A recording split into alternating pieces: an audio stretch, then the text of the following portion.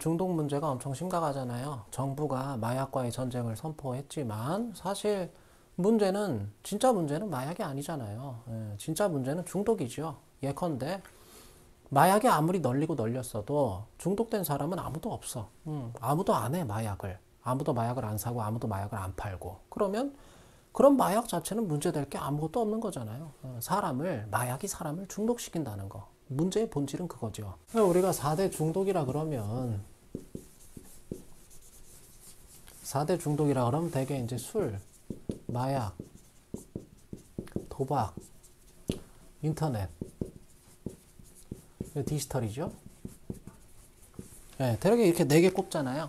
술하고 마약, 얘들은 물질 중독으로 들어가고, 도박하고 인터넷은 행위 중독으로 들어가고, 중독은 크게 물질 중독 아니면 행위 중독이니까. 그리고 이게 이제 막 서로 막 짬뽕이 되죠.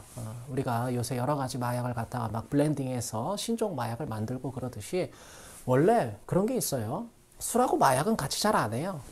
그리고 마약하고 도박, 얘들은 대개 주로 성으로 연결이 된다든지, 중독에도 그런 공식 비슷한 것들이 있어요. 예컨대 돈만 잃었다 그러면 내가 술을 퍼마신다든지, 아니면 도박을 하는데 인터넷 도박을 한다든지 디지털 도박을 한다든지, 이런 것들이 이제 전부 결합되는 게 있다고 하죠. 중독에는 몇 가지 특성들이 있어요. 공통적인 특징들이 모든 중독에. 첫 번째는 이제 약간 feeling different라고 해야 되죠. 뭔가 이제 다른 느낌을 준다는 거죠. 뭔가 색다른 느낌을, 내가 일상에서 쉽게 느끼지 않는 그런 색다른 느낌들, 술이나 마약이나 도박에서 돈을 땄을 때나. 두 번째가 내성이죠. 자꾸만 이제 양을 늘려야 돼. 내성, 톨레랑스, 그죠? 아니면 횟수를 늘려야 된다든지, 거는 돈을 자꾸 액수를 증액해야 된다든지. 세 번째가 이제 금단이죠. withdrawal, 그죠? 안 먹고 안 하면 뭔가 이상해. 네 번째가 통제력 상실, loss control, 통제 불능. 다섯 번째가 일시만족이죠. temporary satiation. 만족감이 오기는 오는데 일시적인 거다 그거죠. 그나마 우리가 중독 중에서 만족감이 좀 오래 간다는 히로뽕 그런 경우에 이제 아무리 길어봤자 그게 72시간도 안 될 거예요. 아마 한 이틀 좀 넘게. 술하고 도박은 만족감이 더 빨리 끝나죠. 성도 마찬가지고. 도박 돈 따면 그 돈으로 내가 평생 띵까띵까 잘 먹고 잘 살면 계속 만족감이 유지되는 거 아니냐? 그럼 도박 중독이 아니죠, 그거는. 도박 중독은 돈을 따는 즉시 그 돈을 또 걸어야 그게 도박 중독인 거예요. 도박으로 내가 돈 많이 따가지고 그걸로 내 인생 앞으로 잘 먹고 잘 사는 사람이 있다면 그런 사람은 중독자 중에는 없어요, 적어도. 여섯 번째가 갈망이죠. craving. 갈증에 가까울 정도로 아주 애타고 간절하게 막 바라게 된다 그거죠. 일곱 번째가 충동. 순간적인 욕구가 나도 모르게 제어할 수 없는 그런 욕구가 일어난다는 거고. 특히 어떤 결정적인 계기를 만났을 때, 화가 났다거나 내가, 아니면 여친이랑 남친이랑 싸워서 우울하다거나, 오늘 하루 동안 내가 스트레스를 많이 받았다거나, 심한 어떤 나한테 심리적인 그런 게 있었다거나. 그 마지막 여덟 번째가 네거티브 아웃컴, 그죠? 부정적인 결과들. 뭔가 내 삶에서 자꾸만 부정적인 결과들이 발생한다 그거죠. 학교에 지각을 한다든지, 밤새워서 막 음란물을 보다가 다음날 학교에 지각을 했다. 그 디지털이나 성중독이죠. 그게 이제 한 번은 그럴 수 있지만 계속 그런 양상이 지속된다 그러면, 아니면 직장을 잘렸어. 술 때문에. 그 알코올 중독이에요. 인간관계가 내가 나빠졌어. 뭐 때문에? 뭐가 됐든 도박 때문에 자꾸 돈 빌리고 여기저기 그러고 다녀가지고 인간관계가 다 파탄났다. 그거 아주 도박 중독이죠. 법에 저촉되는 어떤 행동을 내가 거리낌 없이 자꾸 해. 심하면 깜빵에 간다든지. 다 이런 게 부정적인 결과들이잖아요, 그게. 장자에 보면, 중독자 셋이 나와요. 중독자의 세 부류가. 첫 번째가 이제 정화죠, 정화. 우물안 개구리. 이거 유명한 얘기잖아요. 두 번째가 하충이죠. 여름 벌레. 여름 한철만 사는 벌레. 세 번째가 곡사죠. 마음이 비뚤어진 선비. 얘들 셋이 왜 중독자가 됐대요? 일단 얘 우물안 개구리. 얘는 구어허라 그래요. 구어허.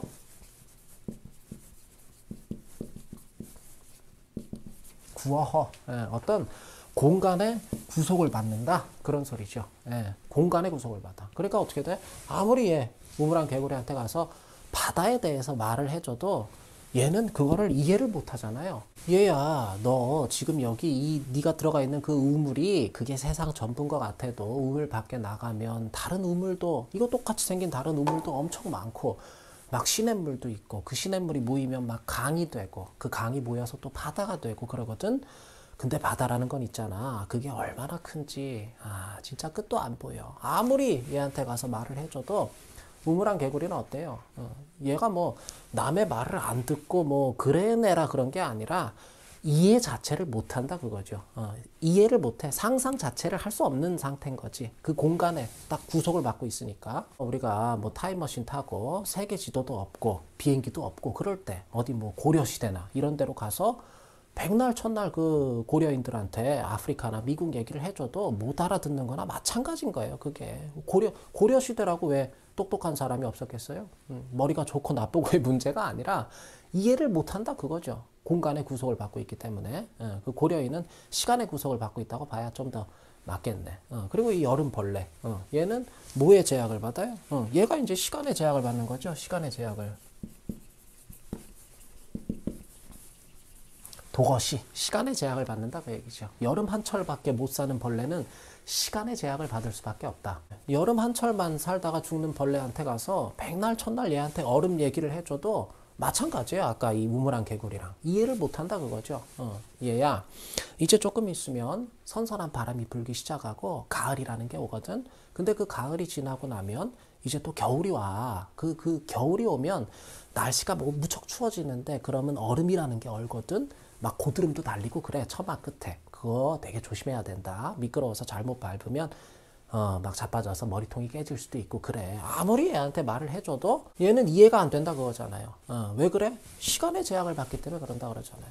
하루살이한테 가서 하루 종일 걔한테 하루살이한테 하루 종일 어제하고 내일에 대해서 말해줘도 하루살이는 그거를 이해를 못한다 그거죠. 그리고 곡사 마음이 비뚤어진 선비 얘는 어디 구속을 받아? 이 소거교라 그러잖아요. 소거교 가르침에 이 마음이 비뚤어진 선비 얘는 뭐가 문제냐면 가르침에 속박이 돼 있다 그거죠. 어떤 가르침? 내가 배운 것만이 옳다는 가르침. 세상에 내가 배운 것만이 전부라는 생각에 그 생각에 속박을 받는다 그거잖아요. 그러니까 어떻게 돼? 일단 남의 말을 잘 안 듣죠. 나만 옳고 나만 잘나고 내가 배운 적 없고 내가 잘 모르는 거? 그걸 뭐 전부 틀린 소리고. 그러니까 얘 마음이 비뚤어진 선비는 어떤 사람이겠어요? 마음이 다친 사람이죠. 자기중심적이고 배타적이고 집 밖에 모르고 남의 말 무시하고. 그래서 우물안 개구리, 여름벌레, 마음이 비뚤어진 선비 얘들 셋을 합치면 그게 중독자의 모습이 돼요. 당신이 빠져있는 그 우물, 뭐 수르물이 됐든 그게 아까 마약 우물이 됐든 도박 우물이 됐든 뭐 인터넷 우물이든 뭐가 됐든 그 우물 말고도 이 세상은 넓고 다른 재밌는 것도 많으니까 다른데 에너지 쏟을 때도 많으니까 바다처럼 널렸으니까 정말 제발 그 우물에서 이제 좀 나오라고 나와도 된다고 괜찮다고 아무리 얘기를 해줘도 중독자들 귀에는 이게 안 들리죠. 이게 뇌가 고장나서 그런 거라 그러잖아요. 딱 내가 중독된 그것만이 전부라는 생각에 딱 그냥 구속이 돼서 이것만이 내 세상이 돼버린 거죠.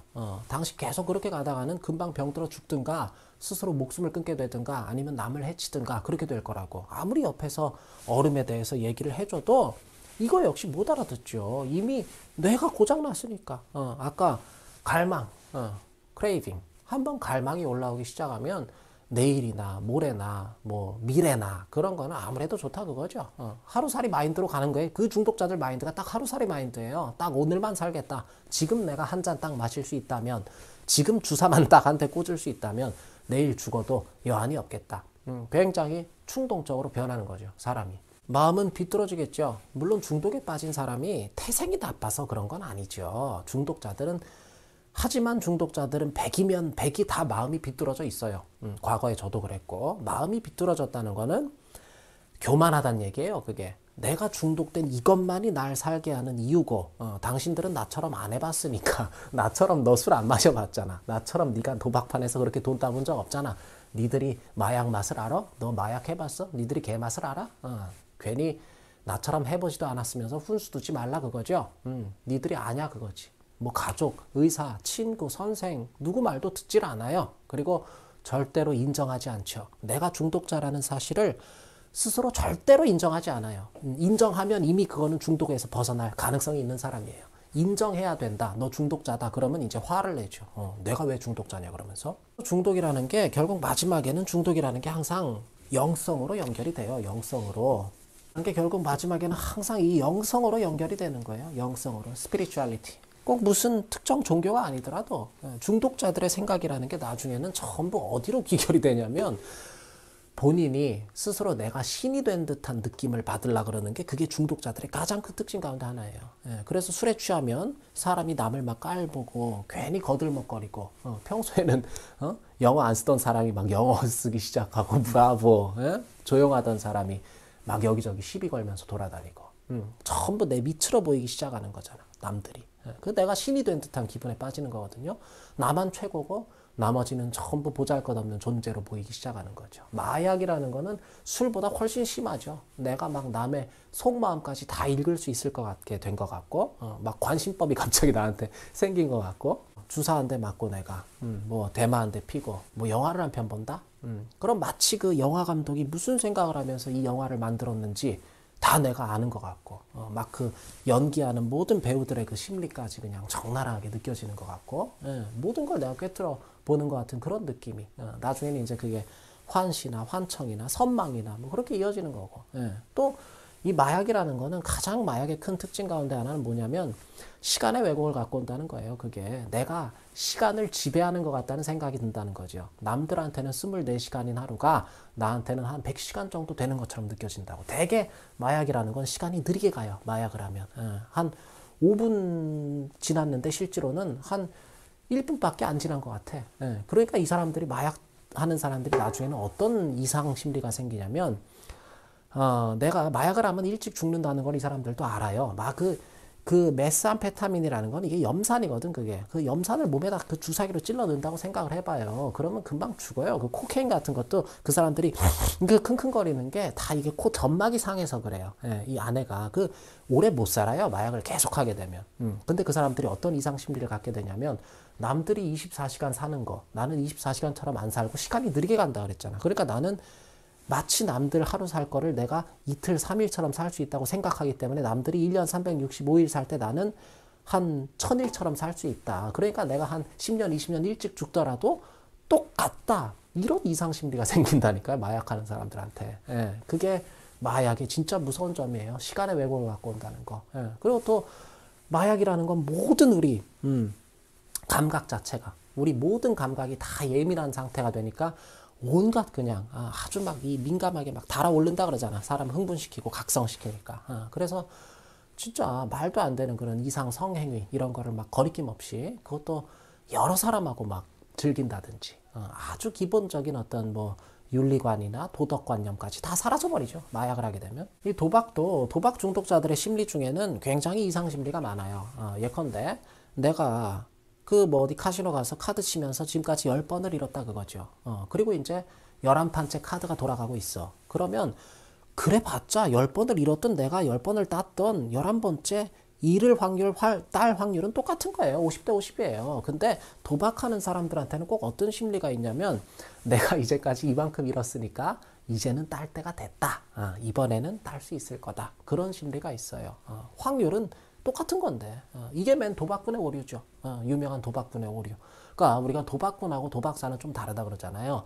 딱 멈추고 거기서 딱 멈추고 일어날 줄 알면 그게 도박사고 계속 죽치고 앉아있으면 그거는 도박꾼이죠. 그게. 이 중독이라는 거는 정말 무섭죠. 모든 중독이라는 게 일단 한 번 빠지면 도움이 없으면 헤어나오기가 불가능하고 그렇잖아요. 우물한 개구리가 지 힘으로 지가 못 나오면 누가 그거를 개를 건져주든지 어떻게 올라오라고 이렇게 방법이라도 알려주든지 뭐 두레박을 내려주든지 여름벌레도 얘가 그잖아. 얼음을 이해할 수 있으려면 겨울까지는 살아봐야 될 거 아닙니까? 그러면 이제 얼어 죽지 말라고 어디 좀 이렇게 넣어주든지 따뜻한 데다가 마음이 비뚤어진 선비도 얘를 뭐 약을 먹여서 치료를 하든지 아니면 뭐 유능한 상담사가 달라붙어가지고 CBT를 인지행동 치료를 하든지 정 안 되면 두드려 패서라도 좀 정신을 차리게 하든지 어쨌든 중독이라는 거는 혼자서는 이겨낼 수가 없는 거예요. 예. 지 혼자서 어떻게 내가 중독을 한번 이겨내 보겠다 그러면 물론 진짜 뭐 대단한 그런 혼자서 생으로 그냥 뭔가를 끊어낼 수 있는 사람들도 소수긴 하지만 있겠죠. 근데 대체로 중독이라는 거는 혼자서 이겨내기가 어려워요. 왜냐하면 중독이라는 거는 관계 단절을 낳기 때문에 그 관계의 회복도 중독의 회복 중에는 들어가 있어요. 그러니까 제가 누차 말씀드리지만 혼자서 이겨낼 수 있을 사람 같았으면 사실 그런 사람은 대체로 중독에 빠져서 중독자가 되지를 않아요. 그러니까 뭐가 진짜 문제고 우리가 진짜 전쟁을 해야 될 대상은 뭔지 제대로 좀 말씀을 하시는 분들이 거의 안 계시는 것 같아요. 예, 우리가 엄벌주의로 무작정 그냥 때려잡아서 무작정 깜빵에 잡아놓고 격리시키고 이거는 그렇게 되면 이거는 진짜 뭐 좀 과하지만 제가 제 목숨을 걸고 장담하건데 그렇게 해서는 아무것도 해결이 안 될 가능성이 매우 높아요. 오히려 더 악화되지는 않으면 다행이고 그렇잖아요. 예를 들어서 엄벌주의로 가면 어떤 문제가 생기냐면요. 마약을 팔아서 내가 돈도 벌고 마약도 원 없이 하고 그러다 걸리면 지금까지 내가 마약 판 사람들 정보 싹 넘겨가지고 감형받고 깜빵 안 가고 근데 누구는 단순 투약만 했어. 이 사람은 사서 마약을 한 죄밖에 없어. 근데 그런 사람은 걸려서 깜빵 가고 깜빵 갔다 와서 또 하고 영영 치료는 안 되고 그러다 또 걸리고 또 깜빵 가고 반복하고 이러면 저 같아도 그냥 마약을 팔겠죠. 팔면서 자유롭게 하겠죠. 예. 중독은요, 첫째로는 질병이에요. 뭐 뇌질환이 됐든 그게 뭐 심리적인 마음의 질환이 됐든 뭐가 됐든 어쨌든 중독이라는 건 병이에요. 병. 질병이다 그거죠. 예. 질병 중에서도 굉장히 난치병이죠. 중독은. 한번 걸렸다 그러면 언제든지 재발할 수 있는 그런 난치병이죠.